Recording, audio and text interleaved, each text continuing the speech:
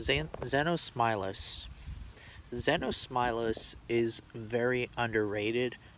A lot of people don't really talk about this animal. Bone Clones actually has a skull replica of this animal. Xenosmilus lived in the Miocene epoch in Florida, and I think in other places, I think Texas as well. Please correct me in the comments section, but Xenosmilus is pretty interesting, and it's one of my favorite Machairodontiid family. It was more closely related to Homotherium, and it kind of has that Homotherium-like build and skull. Its competition would have been Smilodon gracilis, and the terror bird. I think Titanus was around during its time, I believe. Xenosmilus. I wish that Xenosmilus was also in the terror bird episode of prehistoric predators, but it is what it is. Xenosmilus, I think that it either became extinct or it evolved into the North American Homotherium. I believe, but please correct me in the comment section because I actually really don't know too much about Xenosmilus. But what I heard is that when Smilodon gracilis evolved into Smilodon fatalis, and when gracilis evolved into fatalis,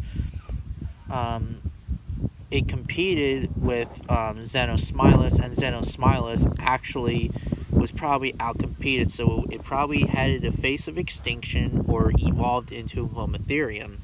It kind of makes sense, really.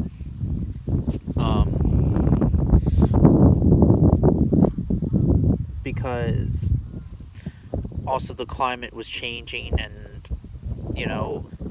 Xenosmilus being the size of Smilodon fatalis, the size of modern lions, it had to face. I mean, it had to move forward. I don't know too much weight about the animal, but I believe that its weight was just was the same weight as a modern lion, 500 something pounds.